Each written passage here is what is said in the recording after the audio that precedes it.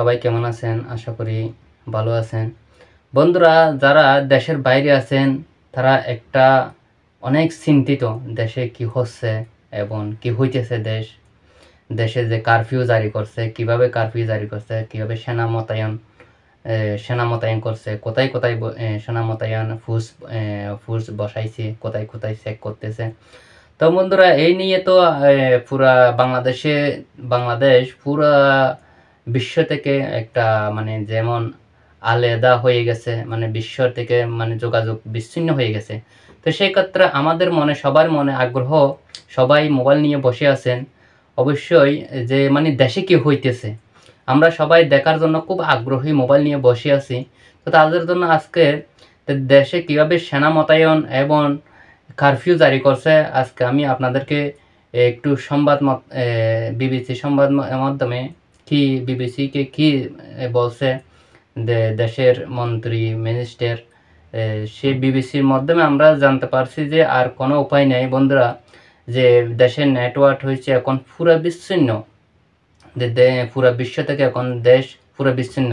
দেশের নেটওয়ার্ক বন্ধ করে দেওয়া হয়েছে, যে যেন দেশে কি হচ্ছে কি হইতেছে না আমরা যেন দেশের বাইরে কেউ যেন দেখতে না পারে।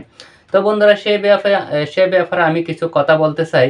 তো কারফিউর পরিপত্র জারি কিভাবে হয়েছে আপনারা একটু ভালোভাবে দেখেন। বিবিসি নিউজের মাধ্যমে আমরা যেগুলা দেখতেছি, যেগুলা পাইছি, সেগুলো আপনাদেরকে এখন বলতেছি, দেখাইতেছি।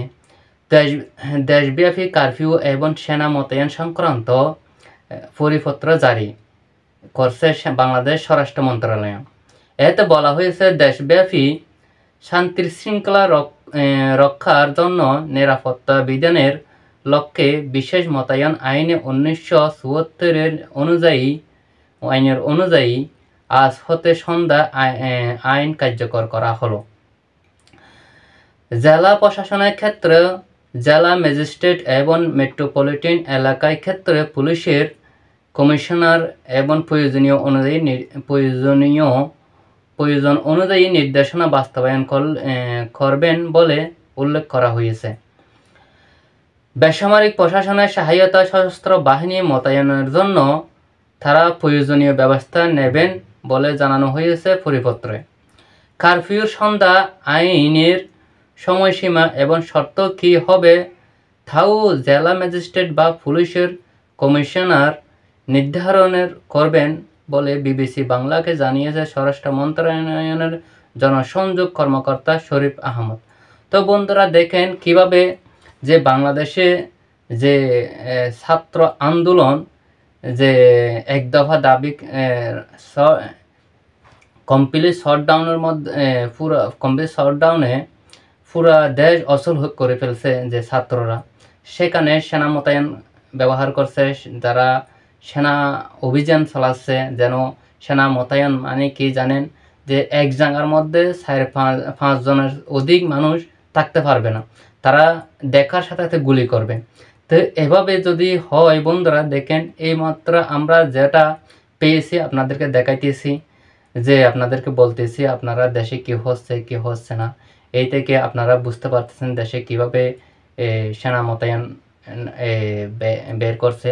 তো সকাল থেকে যারা যোগাযোগ করছি তারা বলছে যে কি সেনা মোতায়েন পুরা ঢাকা জুড়ে যে সেনা বাহিনী গাড়ি টহল দিতেছে, যে যেদিকে দেখা যাচ্ছে সেদিকে গুলি করতেছে, গুলি ছুটতেছে, এবং পুলিশ, র্যাব, বিজিবি তারা তো সবাই গুলি ছুটতেছে। তো তারপরেও কিন্তু জনগণ মানতেছে না, জনগণ কিন্তু কোথায় রাস্তার মধ্যে চলে আসতেছে। তো বন্ধুরা, আজকের নিউজটা হচ্ছে এটাই। এইমাত্র এখন সেনা মোতায়েন করছে, সেটা আমি আপনাদেরকে কারফিউ জারির মাধ্যমে কি কি করা হয়েছে, কি করা হবে না, সেটা আমি আপনাদেরকে এখন জানানো হয়েছে। তো সবাই ভালো থাকবেন। এরপর পরের নিউজের জন্য আপনারা অপেক্ষা করবেন, চোখ রাখবেন কি হইতেছে। আপনারা একটু দেখেন বাংলাদেশে কি অবস্থা হইতেছে। পুরো বাংলাদেশ, যারা বাংলাদেশ থেকে বাইরে আছেন 1,20,00,000 প্রবাসী, সবাই মনে আগ্রহ, সবাই কাজ না করে মোবাইল নিয়ে বসে আছেন বাংলাদেশে কি হচ্ছে, তাদের আত্মীয়